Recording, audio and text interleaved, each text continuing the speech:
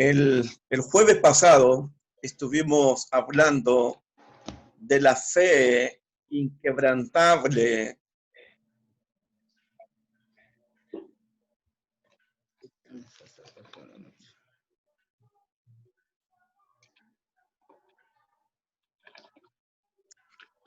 El jueves pasado estuvimos hablando de la fe inquebrantable de Ruth.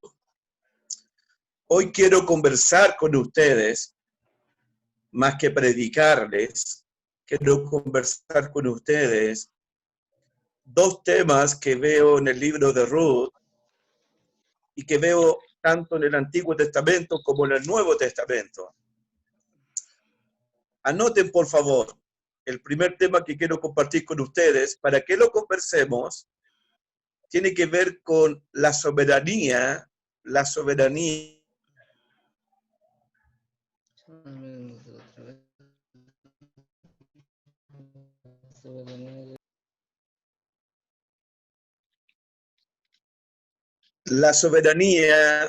de Dios. Y cuando hablo de la soberanía de Dios, me refiero que Dios tiene el control, que Dios tiene el dominio sobre todas las cosas creadas. Todo lo creado está bajo el poder, bajo la mano, bajo el dominio de Dios. ¿Y por qué hablo de la soberanía de Dios? Por mí, en su amargura, en su dolor, en su tristeza, ella le atribuye a Jehová, no al destino, no a la mala suerte, no que tuvo mal día, no que tuvo mal mes, no que tuvo una mala experiencia. No, Noemí no piensa así.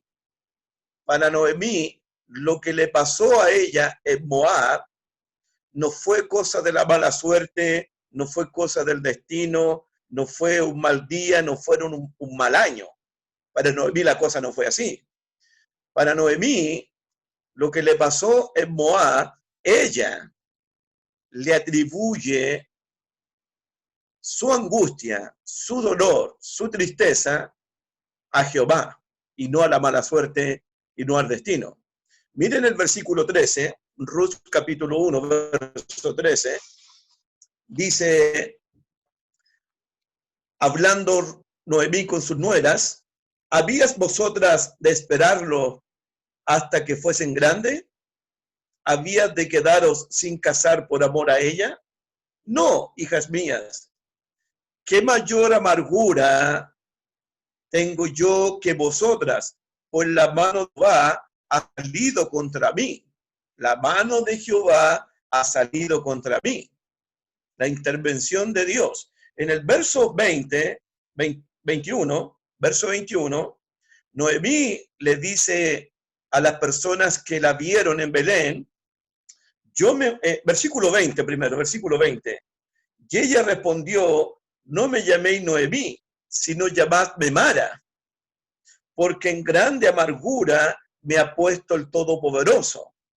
El Todopoderoso me ha puesto en grande amargura. La mano de Jehová está contra mí. Versículo 21. Yo me fui llena, pero Jehová me ha vuelto con las manos vacías. ¿Por qué me llamaréis Noemí? Ya que Jehová ha dado testimonio contra mí y el Todopoderoso me ha afligido. Ella le atribuye su amargura, su aflicción, su desgracia, se la atribuye a Jehová. Repito, no a la mala suerte, no al destino, no que tuvo un mal año, no dijo así en la vida, las cosas tienen que pasar así. No dijo tomé una mala decisión. Ella le está atribuyendo todo a Jehová Dios. Y no quiero ser duro con Noemí, ya que perdió a su marido, sus hijos nacieron enfermos, perdió a sus hijos y lo perdió todo. Ella se fue llena y Dios la hizo volver vacía. Entonces no quiero ser duro con Noemí porque ella ha sido golpeada, ha sido azotada por las pruebas. Ha sido muy azotada. Quiero mostrar un poco de sensibilidad hacia ella. Pero, dos cosas, antes que conversemos. Pero, a pesar que de la hambruna, a pesar de la muerte de su marido Elimelech, a pesar de la enfermedad de sus hijos, y a pesar de la muerte de sus hijos, y a pesar de toda la desgracia, Noemí no saca de su boca el nombre de Jehová. No está renegando contra él, no está maldiciéndolo a él, simplemente ella le atribuye toda su desgracia. Jehová está contra mí, su mano está contra mí. Yo me fui llena, pero Jehová me volvió con las manos vacías. Jehová me ha afligido, Jehová me ha quebrantado a mí. Ella le atribuye todo a Dios. Y en el libro de Ruth, vemos la soberanía de Dios, en que Dios envía hambre a la tierra, pero en el capítulo 1, versículo 6, miren otra intervención de Dios, la soberanía de Dios, en el 1:6.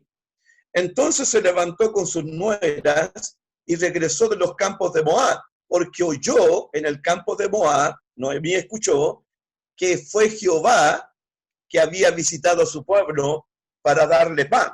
Siempre Noemí, a pesar de su tristeza, a pesar de su amargura, ella en sus labios, en su boca, todo se lo atribuye a Jehová. La hambruna, que Dios ha visitado a su pueblo para darle pan, su aflicción, su amargura, su quebranto, Jehová me ha hecho esto. Jehová ha visitado a su pueblo. Y en el capítulo 4, la otra intervención de Dios, en el libro de Ruth, capítulo 4, verso 13, aquí aparece por segunda vez una intervención directa de Dios. Dice el 4:13, vos, pues tomó a Ruth, y ella fue su mujer, y se llegó a ella, y aquí viene, y Jehová le dio que concibiese y diese a luz un hijo. Esas son las dos intervenciones de Dios. Pero lo que usted y yo vamos a ver en todo el libro de Ruth es la mano invisible de Jehová, la presencia invisible de Jehová en Noemí, en Ruth, en vos y en todos los habitantes de Belén y de la nación de Israel.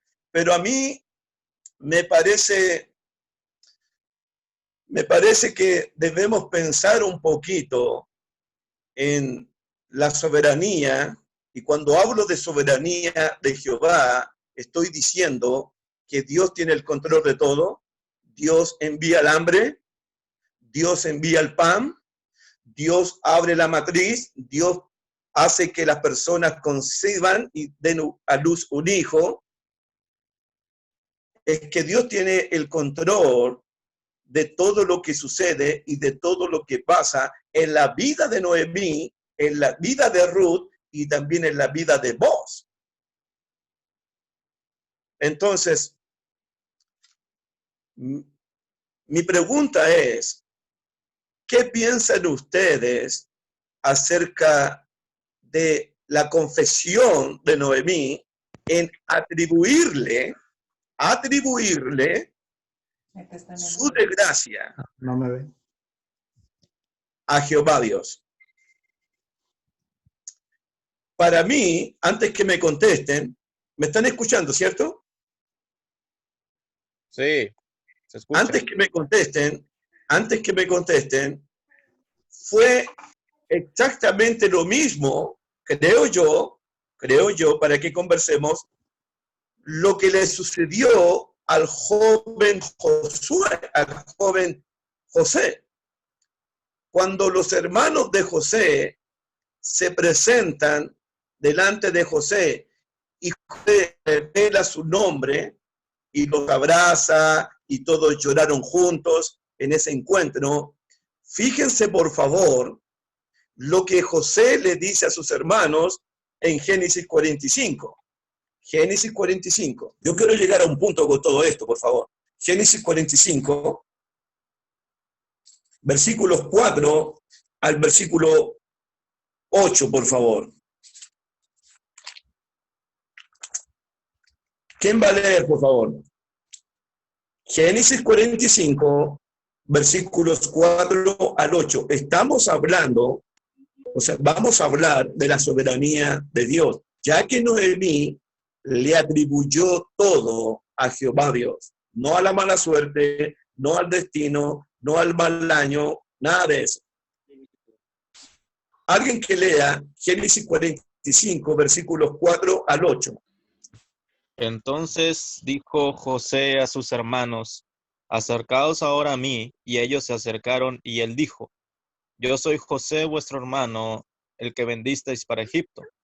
Ahora pues no os entristezcáis y os pese de haberme vendido acá, porque para preservación de vida me envió Dios delante de vosotros, pues ya había habido 2 años de hambre en medio de la tierra, y aún quedan 5 años en los cuales ni habrá arada ni siega. Y Dios me envió delante de vosotros para preservaros posteridad sobre la tierra y para daros vida por medio de gran liberación. Fíjense el versículo 8, fíjense el versículo 8. Así pues, no me enviasteis acá vosotros, sino Dios, que me ha puesto por padre de Faraón y por señor de toda su casa y por gobernador de toda la tierra de Egipto. José fue vendido por sus hermanos. José fue acusado por la esposa de Potifar y entrado a la cárcel. En la cárcel conoce al panadero y al copero. Luego uno de esos, no me acuerdo si el copero o el panadero, lo lleva a la corte del faraón. El faraón tiene un sueño. José interpreta los sueños. Al final de los días, José entiende una verdad. ¿Cuál es la verdad? Versículo 8. Así pues, no me enviasteis acá vosotros, sino fue Dios quien me envió a Egipto, no ustedes. José le atribuye todo a Dios y no a sus hermanos. Y esto me lleva mucho a pensar a mí, mucho, lo que Pablo va a decir más adelante en Romanos 8:28, y sabemos que los que aman a Dios, todas las cosas le ayudan para bien. Eso lo vamos a ver al final, creo. Pero José le atribuye eso a Dios. Ustedes no me enviaron, fue Jehová quien me envió. Noemí, fue Jehová quien me angustió, fue Jehová quien me afligió. Yo me fui llena, pero Dios me ha vuelto con las manos vacías.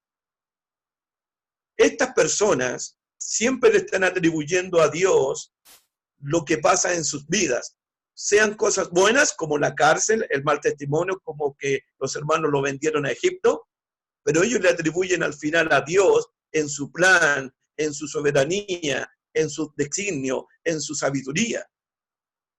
El mismo caso de Job. Vamos a Job capítulo 1, por favor. Y de ahí voy a dar la palabra a alguno de ustedes. Job capítulo 1.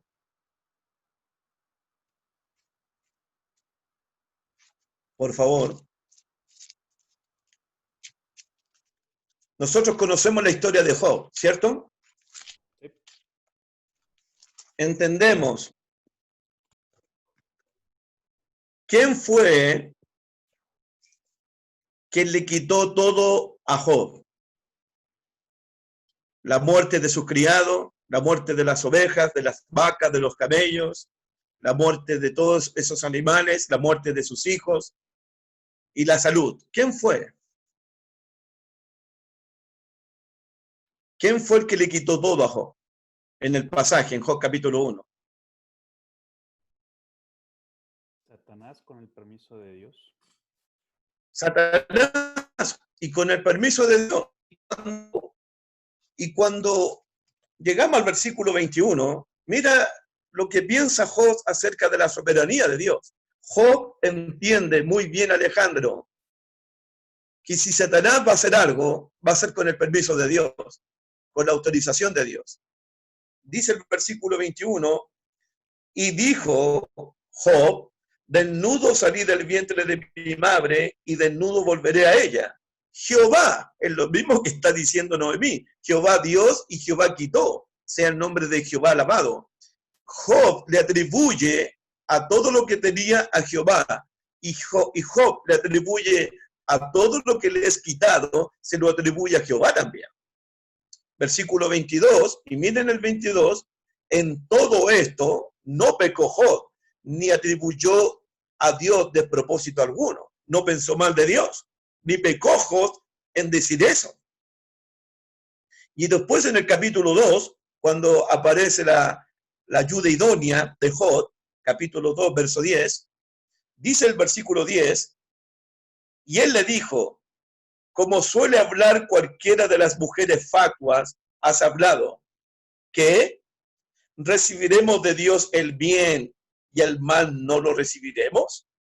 En todo esto, no pecó Job con sus labios. Job no pecó en atribuirle a Dios, recibiremos de Jehová lo bueno y no vamos a recibir lo malo también de él. Y en esto Job no pecó. Y cuando uno termina el libro de Job, la gente, los familiares de Job, sus parientes, miran lo que le dicen en el último capítulo de Job, creo que es el 41, Job 42, versículo 11. Job 42, cuando vienen a consolar a Job, ya sanado de su sarna y restaurado a su condición. Versículo 11, 42, 11. Y vinieron a él todos sus hermanos y todas sus hermanas y todos los que antes le habían conocido. Estoy en Job 42, verso 11. Y comieron con él pan en su casa y se condolieron de él. Y le consolaron. ¿De qué? Y le consolaron de todo aquel mal que Jehová había traído sobre él. Así pensaron los familiares de Job, y así pensaba Job. Si Satanás le hizo daño a Job, Job entiende por permiso de Jehová, por autorización de Dios, por la soberanía de Dios. Job entiende que Satanás no podría haberle hecho nada sin el permiso de Dios. José entiende que detrás de todo lo que le pasó estaba Dios en su propósito. Entiende que todo lo que le está pasando se lo está atribuyendo a Dios también. ¿Qué piensan de eso, hermanitos? Sobre la soberanía de Dios. Yo sé que esto no se predica en las iglesias, yo sé que esto no se habla en las iglesias, pero me gusta porque ustedes son de mi confianza, son amigos míos, y me gusta compartir mis pensamientos, las ideas que tengo en mi mente y en mi corazón con ustedes. Me gusta hacerlo, acerca de la soberanía de Dios.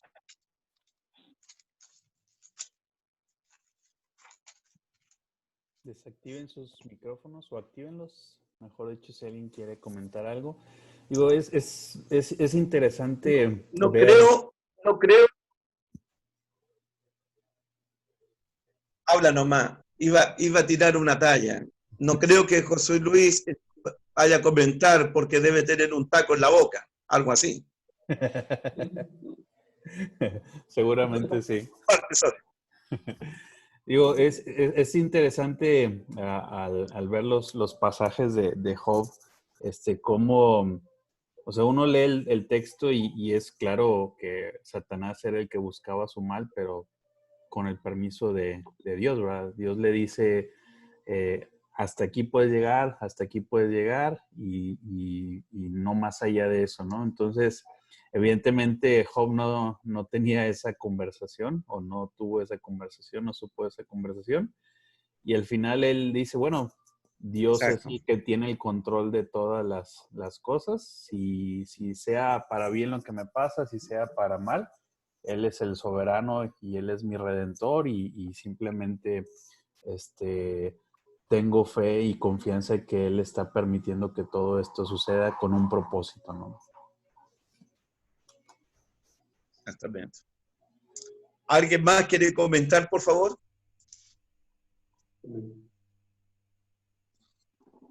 No, pues no es la única historia de Job. Yo creo que Dios prepara a sus hombres, a sus hijos, a sus siervos, a lo largo de su vida con cierto propósito. Todo tiene un propósito y se ve, por ejemplo, o sea, vemos el ejemplo de Abraham, por ejemplo. Primero le pide que deje a su tierra, primero le pide que deje a su familia, luego lo lleva, luego hay un hambre y lo tiene que llevar a Egipto, ahí Dios lo enriquece, luego lo libera, le ayuda en una guerra, por decirlo así, guerra, para liberar a su sobrino Lot, y poco a poco lo va preparando, va acrecentando su fe para ponerle una prueba de fuego, la cual es pedirle a su único hijo y se lo pide y vemos la fe de Abraham que dice, iremos ahí, adoraremos y volveremos, pero Dios ya lo había preparado. Vemos el ejemplo de Moisés. Moisés, a pesar de que fue amenazado en su infancia, en su niñez de muerte, Dios lo salva, lo lleva a casa de Faraón y lo prepara en toda la sabiduría de los egipcios. Luego después lo lleva al desierto y ahí se enfrenta, por decirlo así, con Dios. Pero todo eso que vivió Moisés en casa de Faraón, todo eso que vivió Moisés en el desierto, fue mera preparación, todo tenía un propósito, todo estaba bajo el control de Dios y todo tenía un porqué y para qué. El caso de esos 40 años en el desierto también tenían un propósito. Y aún y aunque todo eso parecía sufrimiento, aunque todo eso parecía una prueba, aunque todo eso parecía algo duro para Abraham, para Moisés, para los que anduvieron errantes en el desierto, para Josué, y pudiéramos seguirle con una lista enorme como la de Hebreos 11, todo tenía un propósito y todo estaba bajo el control de Dios, absolutamente todo. Yo, yo me río porque empezaste a escuchar y dije, si nos da la lista de 11, vamos a terminar a las 2 de la mañana. No, no. Buena, no, buena, socio, buena. Anoten, por favor. Quiero decirles tres cosas. Hablando de la soberanía de Dios, del control de Dios, de que ni una hoja de los árboles se mueven si no es su voluntad. Anoten, por favor, en sus cuadernos. Veo la voluntad de Dios, veo el gobierno de Dios, la soberanía de Dios en tres facetas, en tres etapas. A la primera le vamos a llamar la voluntad de Dios determinante. Anoten, la voluntad de Dios determinante. ¿A qué me refiero? Que hay cosas en la Biblia que Dios las determina, que Dios las ordena, que es su voluntad y van a suceder, quieras tú o no quiera yo. Son voluntad de Dios determinantes, resolutivas, que Él las va a cumplir y nadie puede resistirse a lo que Él determina en su palabra. Hay cientos de ejemplos, pero voy a dar solamente dos, por lo menos. Abran sus Biblias en Isaías 14, por favor. Isaías 14.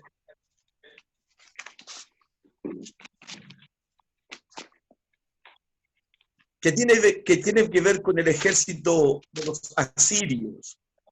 Y es interesante que Dios determinó algo y nadie puede resistir eso, nadie puede decirle a Dios, ¿y por qué lo hiciste? ¿Y quién te mandó a hacerlo? Ahí está la soberanía absoluta de Dios.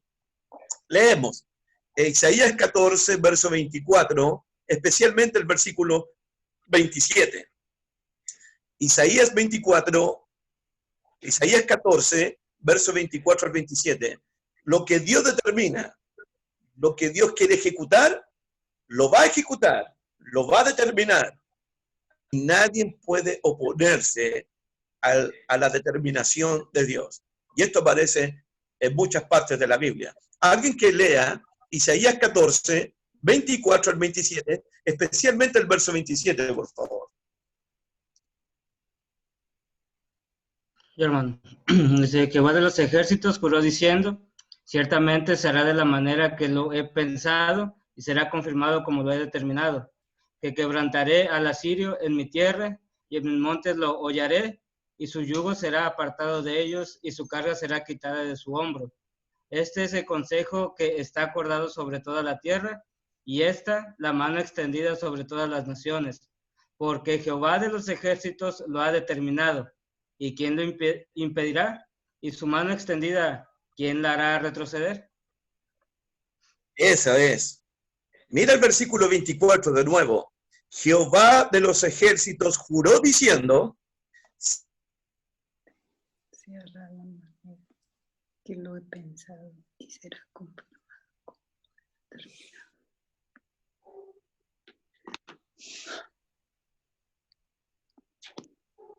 Versículo 24. Jehová de los ejércitos juró diciendo, ciertamente se hará de la manera que lo he pensado y será confirmado como lo he determinado. Esto va a suceder como yo lo pensé y esto será como yo lo he determinado. Miren ahora el 27 de nuevo, que leyó mi hermanito. Porque Jehová de los ejércitos lo ha determinado. ¿Y quién lo impedirá? ¿Y su mano extendida, quién la hará retroceder? Hay cosas que Dios determina y se hará como Él lo piensa, será como Él lo ha dicho y se hará, y nadie puede resistirse y nadie puede impedir lo que Él pensó y lo que Él determinó. Un ejemplo de esto. Hechos capítulo 2.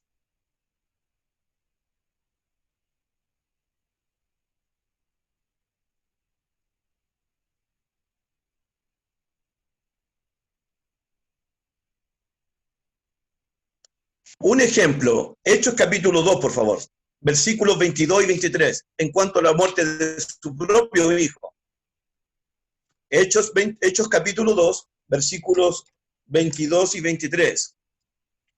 Varones israelitas, por favor, oíd dice, estas palabras: Jesús Nazareno, varón aprobado por Dios entre vosotros con las maravillas, prodigios y señales que Dios hizo entre vosotros por medio de él, como vosotros mismos sabéis. A este, entregado por el determinado consejo y anticipado conocimiento de Dios, prendisteis y matasteis por manos de inicuos, crucificándole. Versículo 23.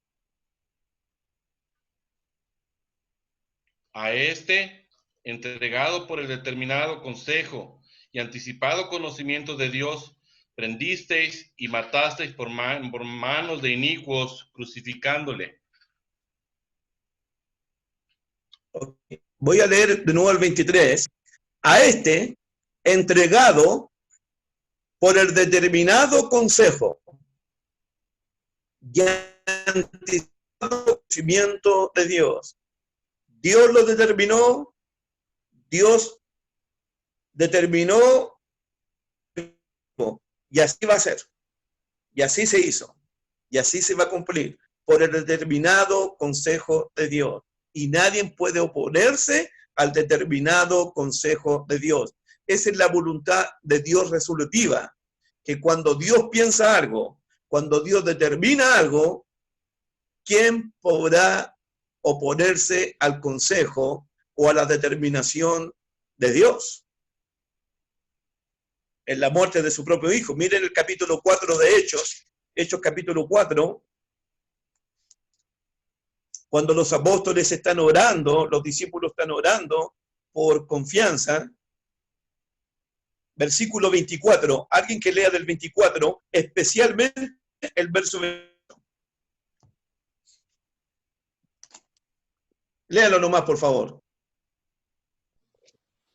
Y ellos, habiéndolo oído, alzaron unánimes la voz a Dios y dijeron: Soberano Señor, tú eres el Dios que hiciste el cielo y la tierra, el mar y todo lo que en ellos hay.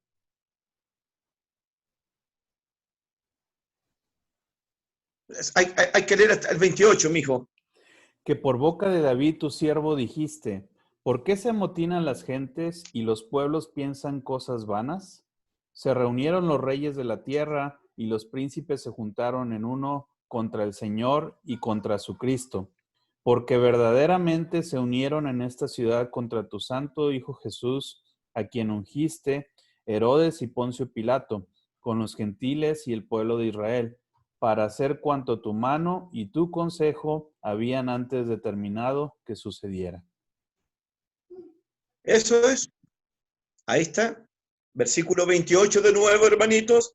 Para hacer cuanto tu mano y tu consejo habían antes determinado que sucediera. Dios lo pensó, Dios lo dijo y lo determina. Y va a ser así. Soberanía de Dios, el señorío de Dios, el control que Dios tiene. Cuando Dios piensa algo y cuando Dios quiere ejecutar algo, lo hace sin el permiso tuyo, sin el permiso mío, sin el consentimiento tuyo, sin el consentimiento mío. Y nadie puede resistirse al consejo de Dios, a lo que Dios ha determinado en su palabra. ¿Se entiende, hermanitos? Amén.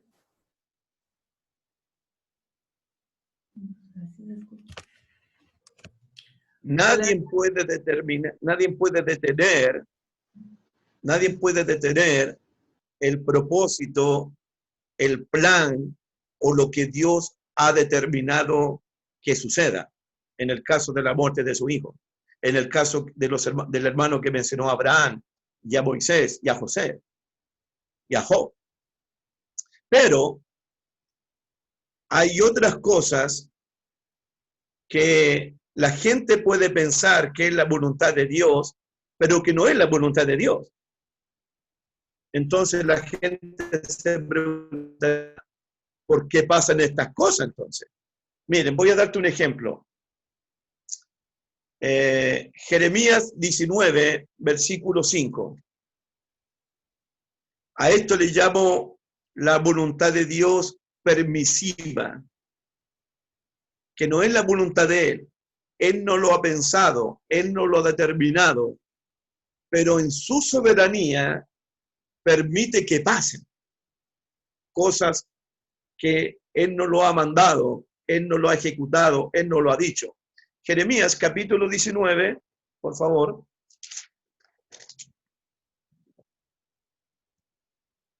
Sobre pueblos paganos como Israel en ese tiempo.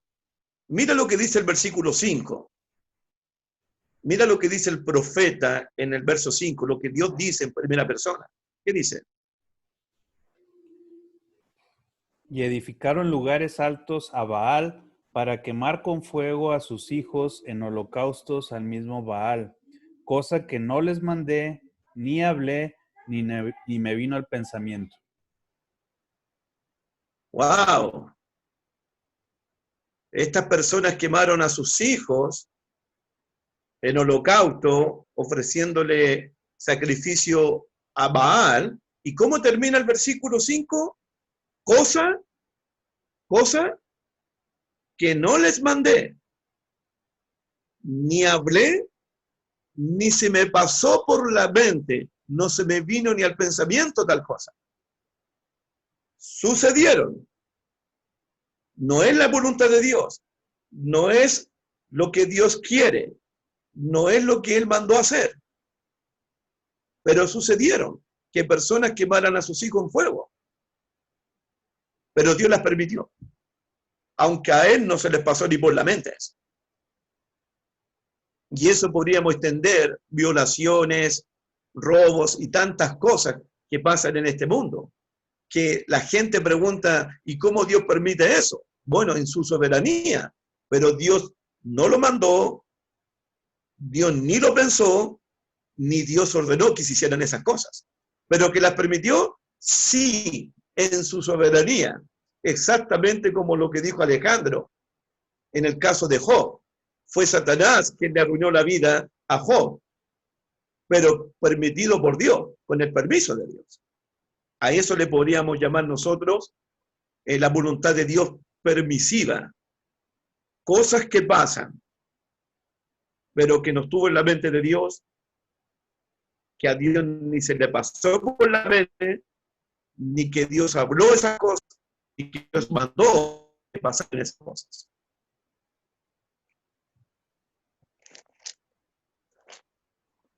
Por eso, en esa voluntad permisiva, encontramos varias veces en el Nuevo Testamento al apóstol Pablo diciendo, si Dios permite, iremos a Pentecostés. Si Dios lo permite, iremos a tal parte. Porque los apóstoles estaban en la duda, por decirlo así, si era la voluntad de Dios ir para allá, si era la voluntad de Dios ir a otro lado. Por eso nosotros hablamos, vamos a hacer esto, si Dios lo permite. Pero hay cosas, número uno, que Dios determina que se hagan y va a suceder. Y hay cosas que suceden, pero que Dios las permite, pero que no es su voluntad, que Él no lo ha mandado, que a Él ni se le ha pasado por la mente, que Él no tiene nada que ver con eso. Pero suceden, porque Él las permite en su soberanía nomás, nada más que eso.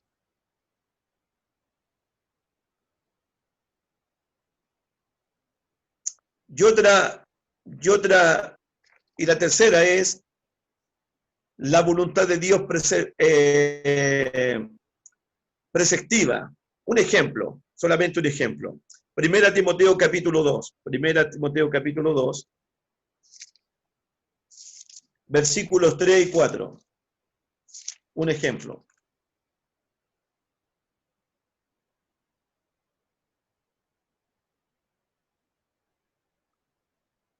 Esto, lo que vamos a ver en 1 Timoteo 2, versículos 3 y 4, es la voluntad de Dios.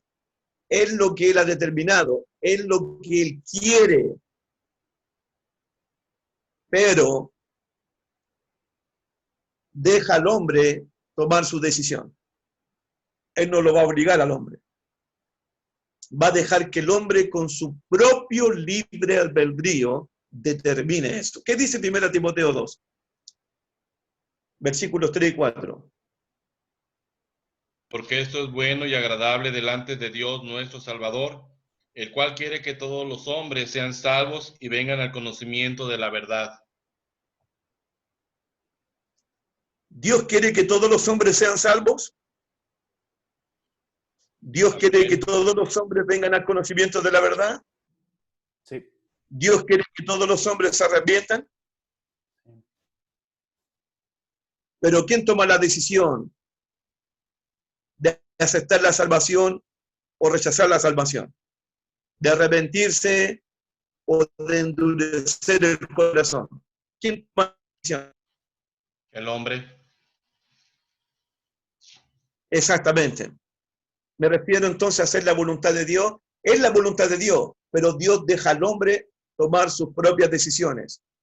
Dios determina: el que creyere y fuere bautizado será salvo. Eso es lo que Dios ha determinado. Más el que no creyere será condenado. El hombre decide creer y ser bautizado, o el hombre decide no creer. Entonces tenemos la voluntad de Dios determinante, lo que Él piensa, lo que él dice, se ejecuta, se cumple,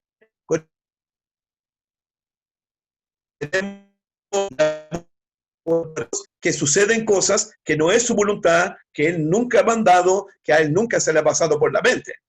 Y tenemos la voluntad de Dios en que Dios revela lo que él quiere, pero deja al ser humano tomar sus propias determinaciones, sus propias decisiones en su vida. A eso yo me refiero cuando hablo un poco de la soberanía de Dios en esos tres aspectos. Ahora bien,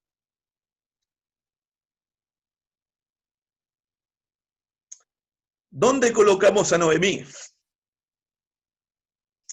Dios determina que sucedan cosas. Dios determinó que Noemí y Elimelech fueran a Moab y le pasaran todas esas gracias allá, o Dios permitió que ellos fueran para allá. ¿Dónde colocamos a la familia de Noemí en esto? ¿Fue Dios quien determinó que Noemí y Elimelech viajaran a Moab y conocieran a Ruth, y así Ruth puede venir a Belén? ¿O Dios dejó en las manos de Elimelech, dejó en las manos de Noemí que ellos decidieran ir a Moab y allá se encontraran con Ruth y ésta volviera a Belén? ¿Dónde colocamos esto nosotros? Mi primera impresión sería decir que fue la voluntad de Dios ejecutada. Lo tenía planeado anticipadamente porque al final, como lo hemos mencionado de Ruth, viene la línea mesiánica, ¿no? Entonces, mi primera respuesta lógica y natural sería decir que fue la primera opción que comentaba, que Dios lo había determinado y anticipado. No tanto fue una decisión de Noemí o Elimelech, pero también pudiera ser una combinación, no sé. Eso sería lo primero que viene a mi mente. Recuerda que cuando hay hambre en la tierra son por dos razones. Porque Dios quiere castigar a su pueblo o porque Dios quiere que alguien de su pueblo se mueva a otro país, a otra ciudad. ¿Me entienden? Sí. Entonces, Dios está castigando a Belén, a Israel con el hambre, con la hambruna, o Dios envía hambruna a la tierra para que esta familia se moviera hacia Moab y allá pudieran conocer a Ruth y traer a Ruth hacia Belén. Esas son las cosas. Esas son las cosas. Lo que yo estoy seguro, lo que yo creo, y les comparto lo que yo creo. Abran sus Biblias, terminando con este punto, en Romanos 8:28, por favor. Romanos 8:28.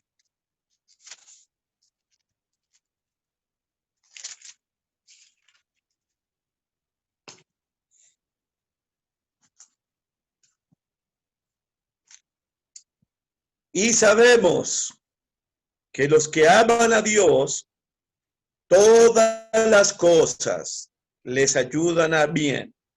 Esto es, a los que conforme a su propósito son llamados. Pablo comienza diciéndonos, no me he salido de la soberanía de Dios, por si acaso. Esto es lo último. Y sabemos. ¿Cómo Pablo sabe? ¿Cómo Pablo tiene este conocimiento? Y cómo los cristianos en Roma saben de este conocimiento, de que todas las cosas, que los que aman a Dios, todas las cosas le ayudan a bien. Y yo creo que Pablo dice, sabemos, por lo que hemos estado conversando en esta hora, por el caso de Abraham, por el caso de José, por el caso de Moisés, por el caso de Daniel, por el caso de Job. es decir, que Pablo sabe sobre la soberanía de Dios, sobre el señorío de Dios, sobre el control de Dios, por las experiencias que él aprendió con los hombres del Antiguo Testamento. Él sabe que tiene ese conocimiento. 2, sabemos que los que aman a Dios, y estamos hablando de personas que realmente aman a Dios con toda su mente, con todo su corazón, con todas sus fuerzas y con todo su espíritu.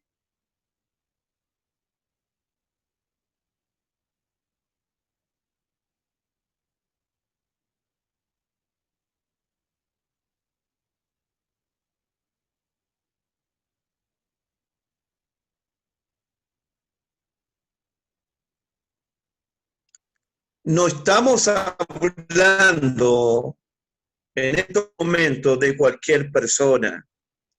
Específicamente estamos hablando de personas que aman a Dios o que han amado a Dios, como Abraham, como el mismo José, como amaba a Dios, el mismo Moisés, como amaba a Dios, el mismo Daniel, el mismo Job, la misma Ruth, la misma Noemí, el mismo Boaz, como vamos a ver, estamos hablando de personas que realmente aman a Dios y lo colocan a Él sobre todas las cosas. Son personas que aman a Dios y guardan sus mandamientos, guardaron su pacto, guardan su palabra. Sabemos que los que aman a Dios, todas las cosas le ayudan a bien. Miren la última frase. Esto es a los que conforme a su propósito son llamados.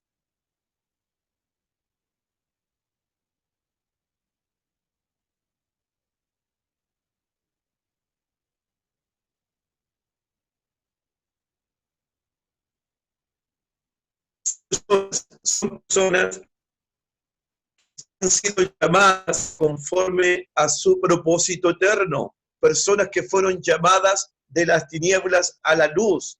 Personas que fueron llamadas con un llamamiento santo. Personas que fueron llamadas a ser santos como Jesucristo. Personas que fueron llamadas a sufrir como sufrió Jesús. Personas que fueron llamadas a heredar la vida eterna. Estamos hablando de personas que aman a Dios, de personas que fueron llamadas por Dios y respondieron al llamado de Dios. Dios es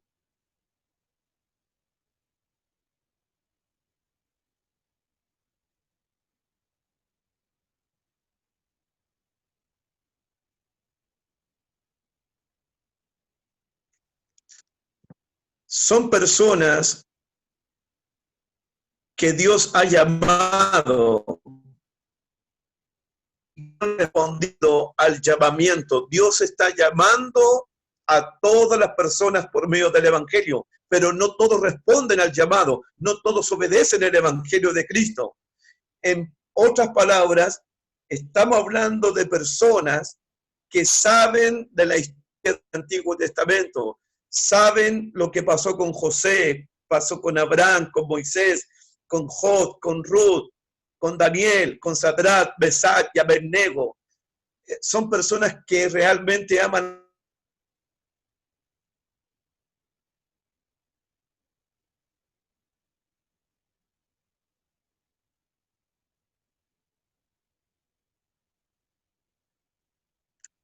Lo siento, hermanito. La pregunta es, ¿cuál es la promesa? ¿Cuál es la promesa para las personas que han sido llamadas conforme al propósito de Dios? A las personas que han respondido al propósito y al llamado de Dios. ¿Cuál es la promesa para las personas que realmente aman a Dios en este mundo? ¿Cuál es la promesa? Todas las cosas,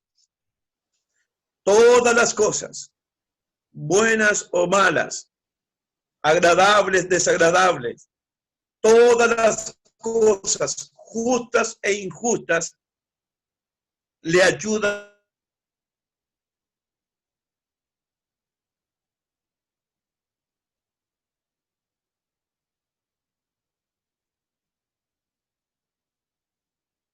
todas las cosas le ayudan, todas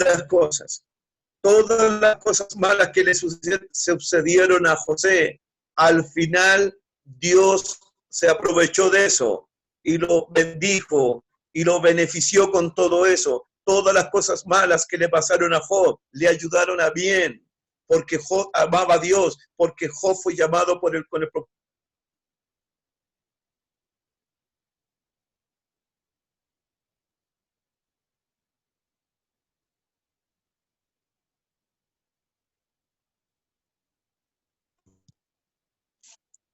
Hermanos, no digo que lo que le pasó a Job es bueno. No digo que lo que le pasó a José es bueno. No digo que lo que le pasó a mí es bueno. Pero de gracia, de esas pruebas, al final Dios las condujo por bien mayor, para un beneficio mayor, para un progreso mayor. Todas las cosas, si usted ama a Dios, si usted ha sido llamado conforme al propósito de Dios, si usted responde al llamado de Dios, todas las cosas que le puedan suceder en su vida son para un bien mayor, son para glorificar a Dios, son para el progreso del Evangelio, porque creemos en la soberanía de Dios, creemos que Dios tiene el control de todas las cosas. Eso es lo que creo yo, hermano. Pero esta promesa es para los que aman a Dios. Esta promesa es para los que fueron llamados conforme a su propósito eterno. Estas promesas son para las personas que respondieron a la gracia de Dios, que respondieron al Evangelio de Jesucristo.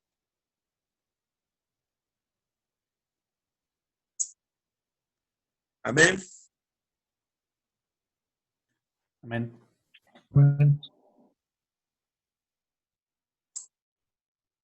Amén. Para terminar este punto, Salmo 25, verso 10.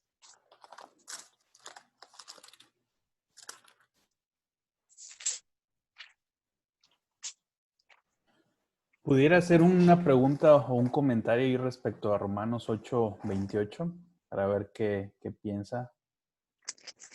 Sí, por supuesto, hermano, por supuesto. Cuando dice todas las cosas les ayudan a bien, y yo pienso, opino que deberíamos delimitar cuáles son todas esas cosas, ¿no? Porque un ejemplo... Hay que descartar el pecado, hay que descartar la maldad. Exactamente. Eso Hay iba que descartar eso. Porque Muy bien. Eso iba precisamente porque luego uno puede pensar, no, pues es que yo robé un banco porque necesitaba dinero y pues como todas las cosas me ayudan a bien, pues estuvo bien, ¿verdad? Porque al final del día fue para mi beneficio. Entonces... Gracias por tu comentario. No, Dios es luz y ninguna tinieblas hay en él. Y Dios es el Padre de las luces y en él descienden todo lo bueno, toda buena dádiva. Pero hay cosas como el fallecimiento, la perdición de José, la pérdida de hijo, esas cosas que pasan en este mundo. De esas cosas me refiero, de esas pruebas. Pero no lo malo. El pecado es pecado y es malo. Y Dios no tiene nada que ver con el pecado. Sí, perfecto. Sí. ¿Estamos viendo, Alejandro? Sí, no, de acuerdo. Yo iba a mencionar que todas esas cosas de las cuales uno no tiene el control y que Dios a través de su soberanía, ya sea por su propia voluntad, porque Él lo determinó o porque lo permitió, pues nos van a terminar ayudando para bien, ¿verdad? Pero no cosas que nosotros mismos hagamos por nuestra voluntad y que tengan una mala influencia o una mala connotación. Y además, el texto dice a los que aman a Dios. Y los que aman a Dios no van a andar robando bancos. No van a andar haciendo cosas malas. Los que aman a Dios.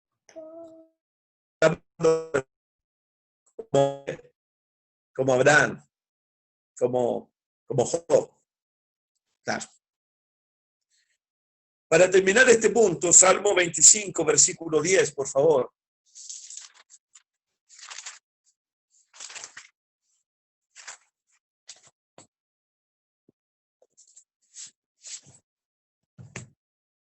Todas las sendas de Jehová, las sendas de Jehová son misericordia y verdad para los que guardan su pacto y sus testimonios. Todas las sendas de Jehová son misericordia y son verdad. Nosotros diríamos del nuevo pacto, para los que guardan sus mandamientos, para los que obedecen su palabra. Los caminos de Dios para ellos son misericordia y son verdad.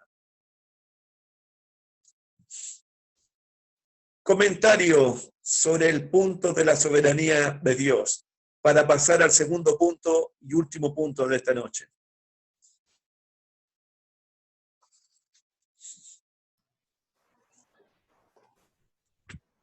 Activen sus micrófonos si quieren comentar algo.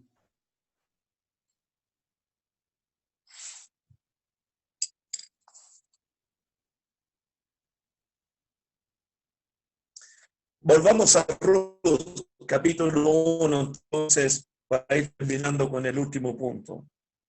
Ruth, capítulo 1, versículo 13,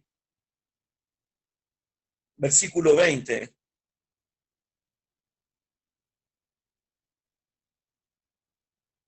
Especialmente el punto mío ahora es la amargura de Noemí. Alguien que lo lea, por favor, el versículo 13 y el versículo 20. ¿Habíais vosotras de esperarlos hasta que fuesen grandes? ¿Habías de quedaros sin casar por amor a ellos? No, hijas mías, que mayor amargura tengo yo que vosotras, pues la mano de Jehová ha salido contra mí. Y ella les respondía, no me llaméis Noemí, sino llamadme Mara, porque en grande amargura me ha puesto el Todopoderoso.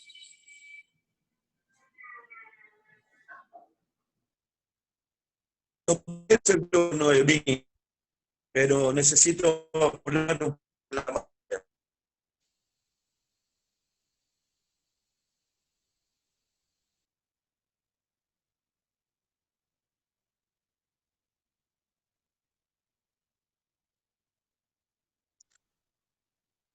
la amargura es uno de los pecados más fácil de justificar al ser humano. Y es el pecado más difícil de poder darle un diagnóstico. La amargura es también uno de los pecados más comunes, peligrosos y que perjudican el alma, el corazón del cristiano. De hecho, la palabra griega en el Nuevo Testamento significa punzar. Punzar. Miren el Salmo 73, 21, por favor. Salmo 73, 21.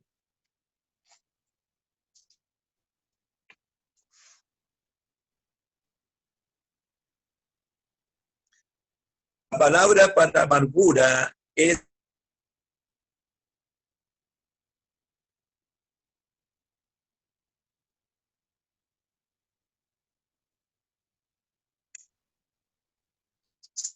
Salmo 73, 21. ¿Ya fue leído?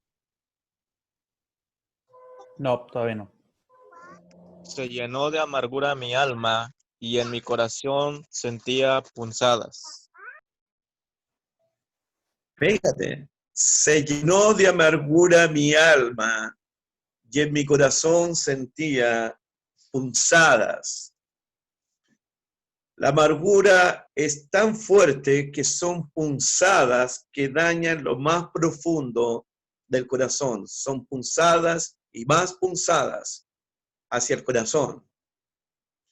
La amargura es una reacción, y pensemos en Noemí, es una reacción a una situación difícil y crítica. No todos responden con fe, con confianza, con gozo hacia las situaciones de prueba.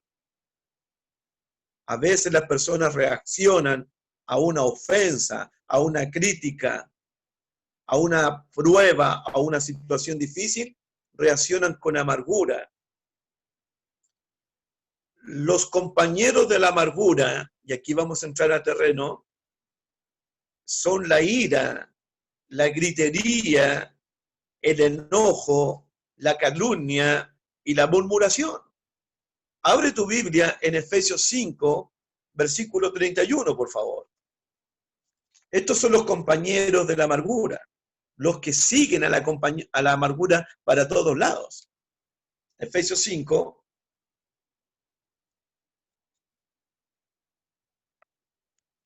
Quítese de ustedes toda amargura, enojo, ira, gritería y maledicencia y toda malicia.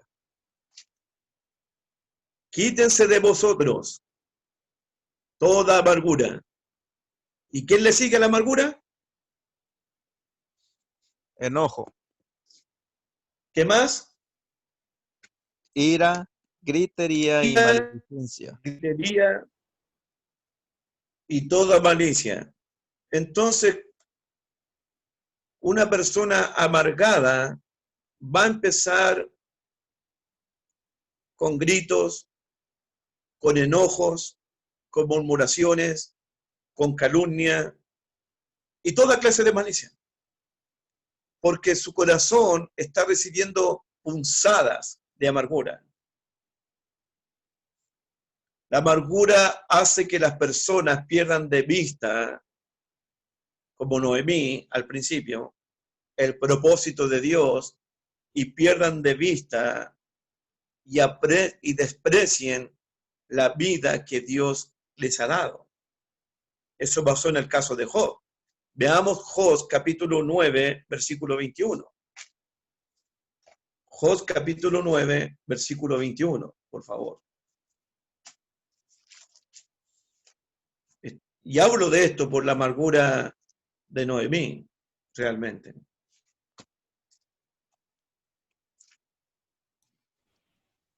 Si fuese íntegro, no haría caso de mí mismo, despreciaría mi vida.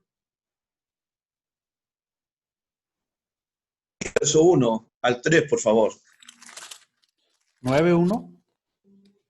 10, 1 al 3. Está mi alma hastiada de mi vida. Daré libre curso a mi queja. Hablaré con amargura de mi alma. Diré a Dios, no me condenes. Hazme entender por qué contiendes conmigo. ¿Te parece bien que oprimas, que deseches la obra de tus manos y que favorezcas los designios de los impíos? Hablaré con la amargura de mi alma.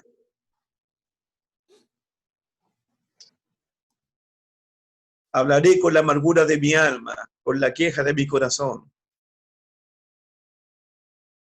A veces, hombres de Dios, mujeres de Dios, responden así a las pruebas. Pero quiero terminar con Hebreos capítulo 12, por favor, versículo 15. Porque este espíritu va puede contaminar a otras personas. Hebreos capítulo 12, verso 15, por favor. Y cuando dice el texto, mira bien, es que nos examinemos nuestros propios corazones. Mira bien, no sea que alguno deje de alcanzar la gracia de Dios. Dejar de alcanzar la gracia de Dios significa perder la salvación misma. Que brotando alguna raíz de amargura os estorbe y por ella muchos sean contaminados. Eso es peligrosísimo, porque no solamente me estoy contaminando yo. Si esto pasa en un matrimonio, estaría contaminando a mi esposa o a mi marido y estaría contaminando a mis hijos. Examinémonos en esta noche, por favor. Examinémonos. Voy a hacer algunas preguntas. Según en Proverbios 14, verso 10. Miren Proverbios 14, 10, por favor. Todos leamos Proverbios 14, 10. Es importante.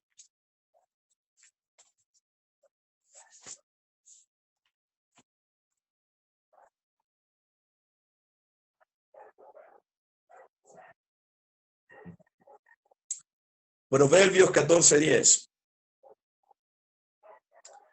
El corazón conoce la amargura de su alma, y extraño no se estremecerá en su alegría.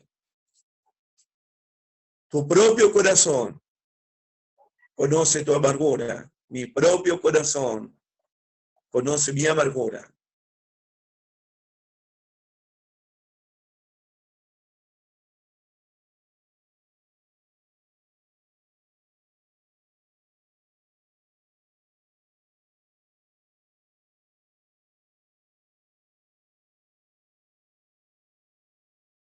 Mi propio corazón conoce mi amargura. Les pregunto en esta noche, hermano, ya que tu propio corazón conoce tu amargura, examina tu corazón si está sano o si está enfermo. Examínalo. Yo estoy examinando el mío en esta noche. Pregunto, por lo que hemos estudiado, ¿criticas mucho a otras personas? Pregúntate eso. ¿Eres de las personas que se las pasa criticando a otros? Esos son síntomas, son evidencias de un corazón amargado. 2, ¿te quejas todo el tiempo de las personas? ¿Te pasas quejando de la gente?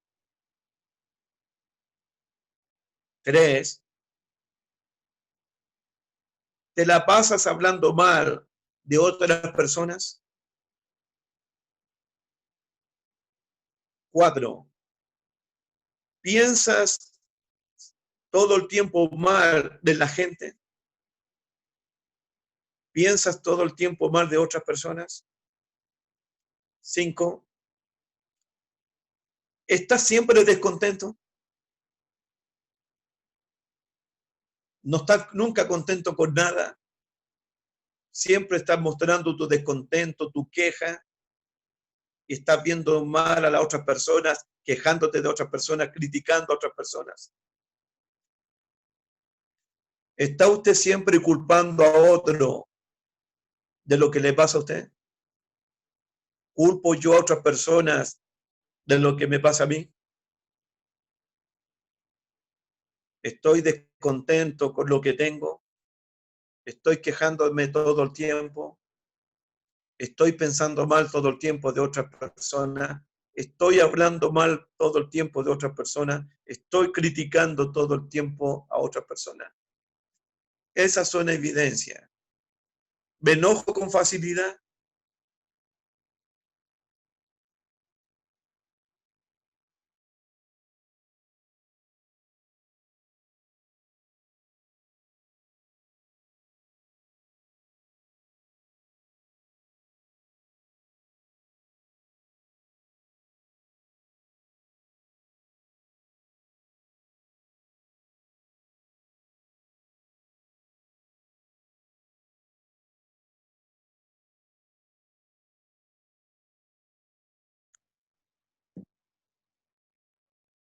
Solamente tu corazón y mi corazón conocen si tengo amargura o no.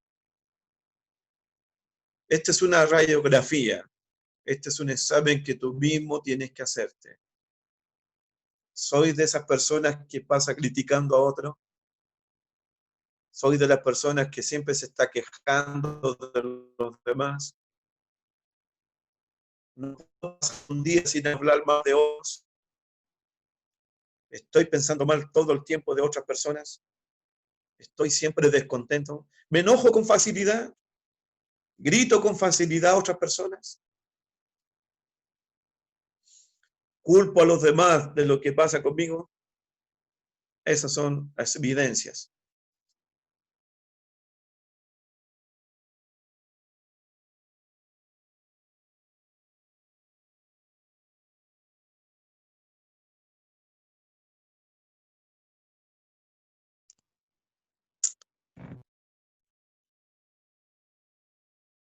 Cuidado con la amargura, porque no solamente puede contaminar tu corazón, puedes contaminar a las personas que más quieres, a las personas que más amas, que están en tu casa, que están en tu congregación.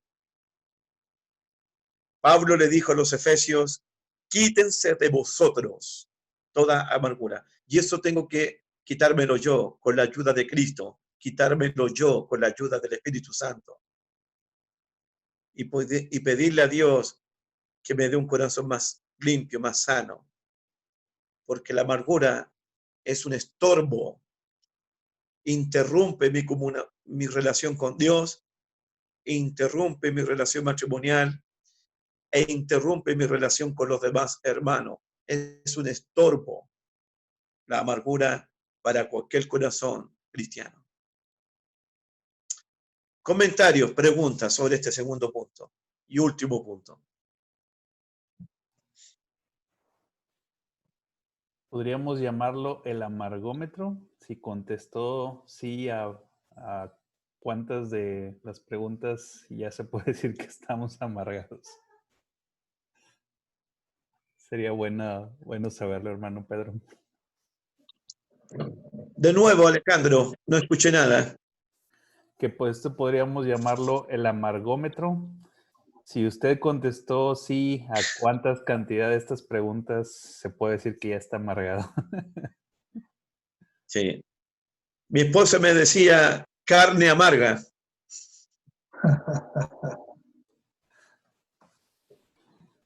Very good, very good. Pero es un problema.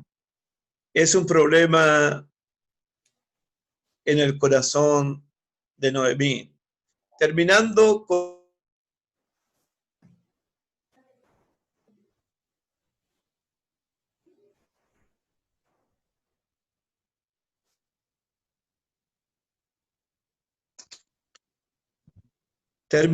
con Ruth capítulo 1, versículo 19. Ruth capítulo 1, verso 19, terminando con eso. Dice, anduvieron pues ellas dos, Ruth y Noemí, hasta que llegaron a Belén. Y aconteció que habiendo entrado en Belén, toda la ciudad se conmovió por causa de ellas. Y decían, ¿no es esta Noemí, la dulce, la agradable, la simpática, la que tiene ángel, la que siempre está contenta? Y ella respondía, no me llaméis Noemí, sino llamadme Mara. ¿Cómo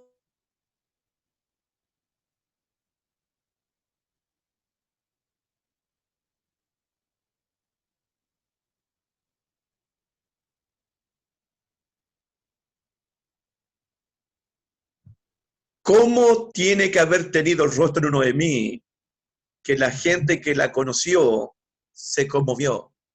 ¿Cómo tiene que haber tenido el rostro? La que era agradable, la que era simpática, la que tenía ángel, ya no lo tiene. Su rostro mostraba amargura de su corazón. Su propio rostro. Llámeme Mara.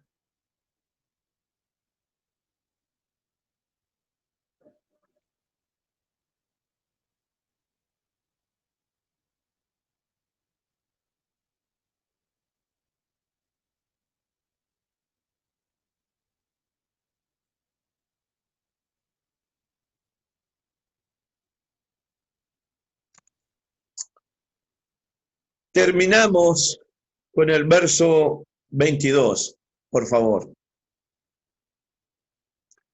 De la tragedia a la esperanza. Ahora va a salir el arco iris para Noemí, un rayo de esperanza, un rayo de luz para Noemí y para Ruth. Dice el verso 22, así volvió Noemí y Ruth la moabita, su nuera con ella. Volvió de los campos de Moab y llegaron a Belén al comienzo de la siega de la cebada. Hermanos, al comienzo de la siega de la cebada, no solamente va a cambiar la vida de Noemí, no solamente va a cambiar la vida de Ruth, no solamente va a cambiar la vida de Belén, la ciudad, no solamente va a cambiar la vida de Israel, va a cambiar la vida del mundo entero, va a cambiar la historia de este mundo, porque por primera vez se van a encontrar la joven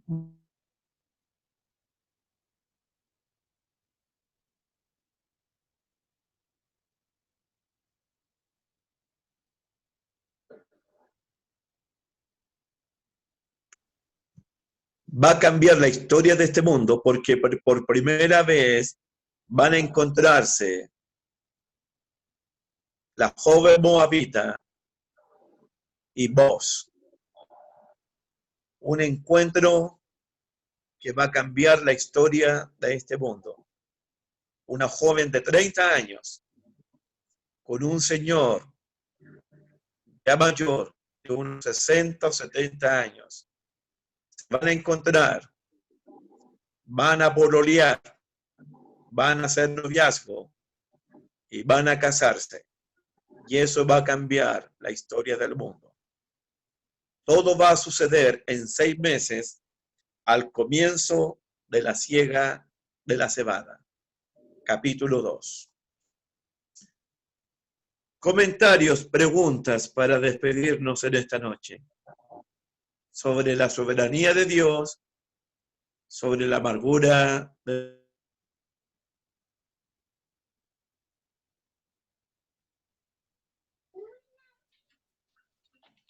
Hermano, ¿me escucha?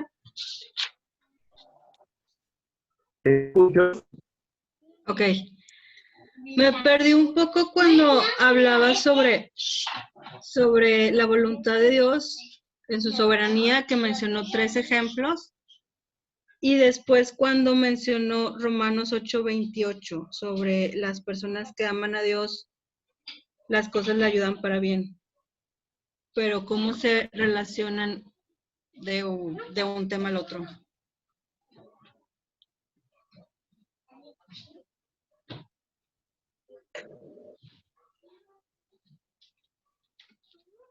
Paola, hágame la pregunta de nuevo, porque se fue aquí. Se cortó. Ok, sí. Le decía que me perdí un poco de cuando hablaba sobre la voluntad de Dios, los 3 ejemplos, y cuando habló sobre Romanos 8:28, sobre las personas que aman a Dios, todo les ayuda para bien. En esa relación me perdí.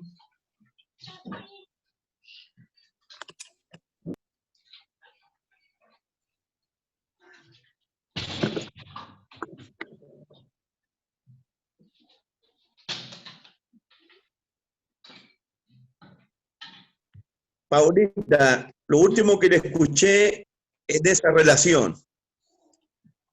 Entre la voluntad, cuando mencionaba los 3 ejemplos sobre la voluntad de Dios y Romanos 8:28.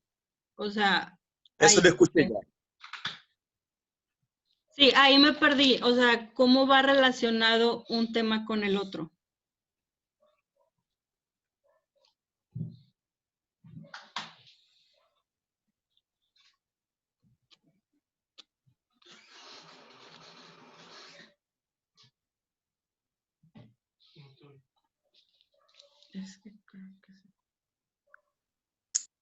Lo que expliqué es que en el caso de Abraham, de Moisés,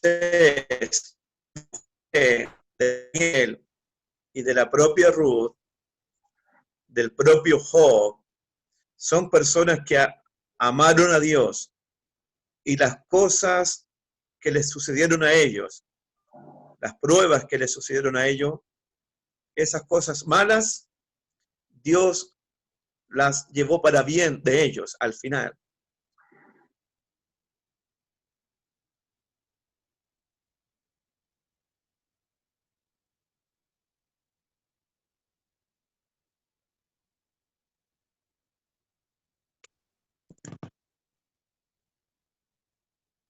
Las personas mencionadas creían en la soberanía de Dios, creían que Dios estaba detrás de todos los acontecimientos de sus vidas, pero no lo entendieron al principio. José no lo entendió al principio, Job no lo entendió al principio, sino que lo entendieron al final. Se dieron cuenta de que Dios estaba detrás de todos los acontecimientos que les estaba pasando. Ese fue el entendimiento que ellos llegaron. Lo mismo pasa con el apóstol Pablo. Pablo, a través de los sucesos del Antiguo Testamento y a través del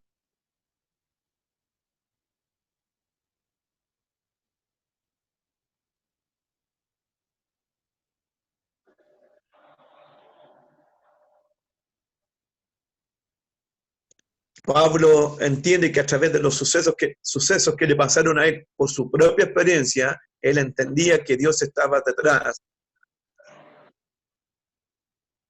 Cuando fue encarcelado, Pablo entendía que Dios estaba detrás de ese encarcelamiento. Cuando le pasaron cosas en naufragio, piensa que Dios estaba detrás de todo eso, de todos esos inconvenientes, de todas esas adversidades, de todos esos problemas. Pablo sabía que Dios estaba en control, en soberanía, detrás de todo eso. Estos hombres amaron a Dios y entendieron que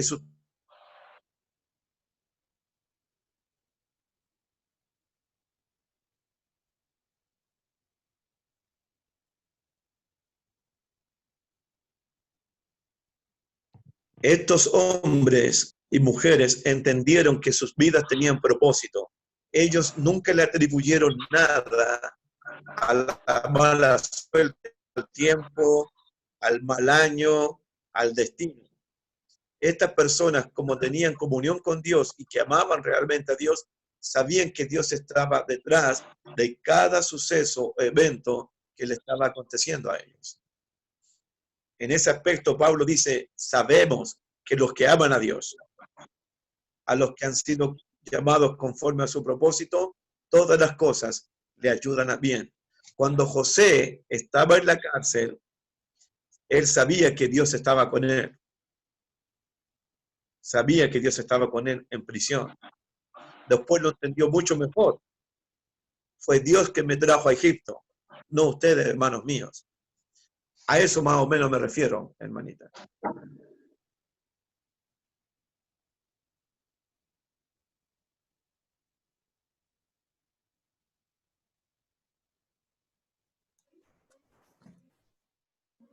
¿Alguna otra pregunta o comentario?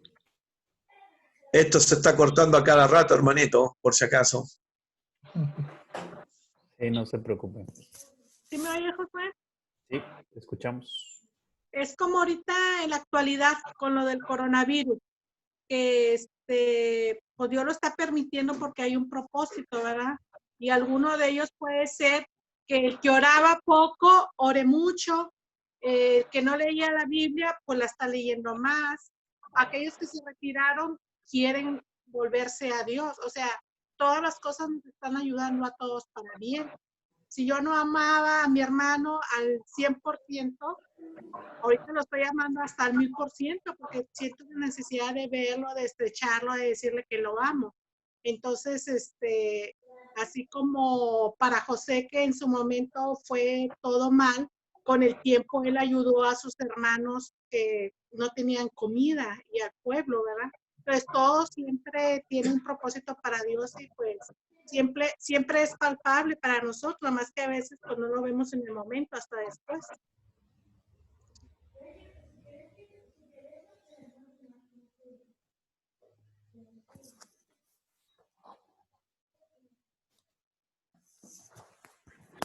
¿Sí escuchó, hermano Pedro?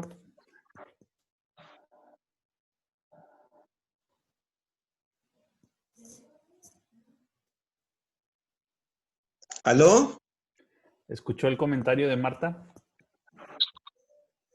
Sí, pero me quedé con las primeras impresiones de Marta y yo estoy pensando por la historia del Antiguo Testamento. Yo sé, Martita, si el coronavirus por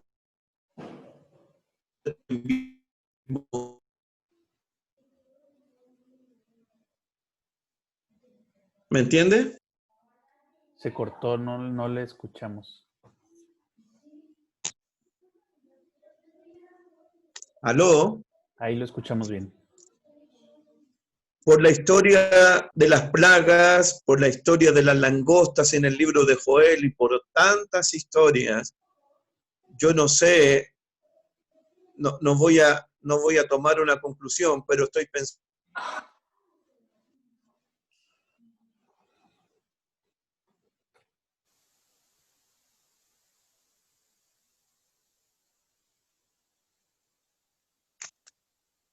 Con la pregunta de Marta y con el tema de la soberanía, yo no sé, pero creo algo. No sé si Dios permitió el coronavirus o si Dios mismo determinó enviarlo, el coronavirus, o si el coronavirus a Dios no se le pasó por la mente y lo inventaron los hombres para hacer daño a la humanidad.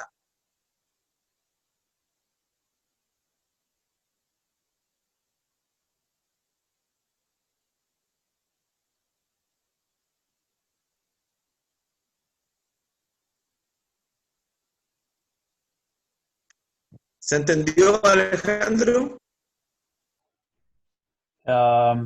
Le escuché que usted no sabía si Dios lo había permitido el coronavirus, si Él lo había mandado o si el mismo hombre lo había creado. Fue lo que escuché.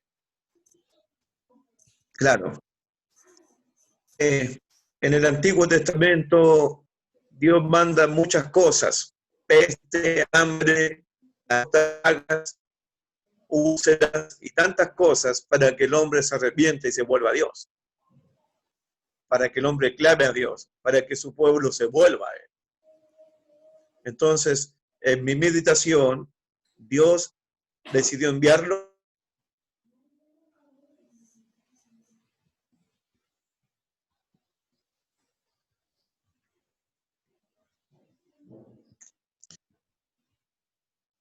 Dios decidió enviarlo, Dios permitió que pasara, o Dios dejó que los hombres lo inventaran. Pero yo estoy pensando mucho en la soberanía de Dios y en las cosas que están pasando en este mundo. Pienso mucho. La historia me dice a mí que cuando Dios envía pestes, langostas y cosas así, es para que su pueblo, se vuelva a Él, clame a Él y despierte en un momento. Y eso lo estoy estudiando en el libro de Joel, cuando Él envió las langostas, algo que nunca había sucedido en la tierra.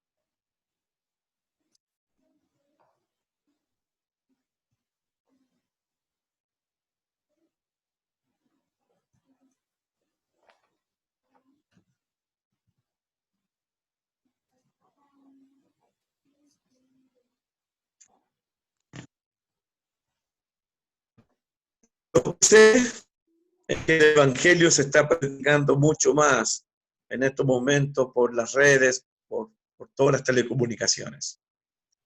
Y sé que con esto Dios va a ser glorificado por medio de su pueblo. Hay que estar pensando, hay que estar orando a Dios. ¿Dios permite el coronavirus o fue Dios quien envió el propio coronavirus? Uno tiene que estar pensando. ¿O fue un hombre malvado que lo inventó y lo tiró al mundo? cosas que Dios no mandó, cosas que Dios nunca lo pensó, como dicen Jeremías. Por eso hay que estar orando por sabiduría. Por eso hay que estar orando por sabiduría en las cosas que están pasando en este mundo, lo que está pasando en la iglesia de Cristo y lo que está pasando en nuestras propias vidas.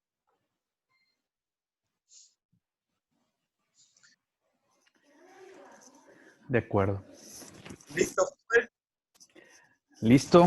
Bueno, pues gracias, hermano Pedro, por la clase de esta noche, la soberanía de Dios y la amargura de Noemí.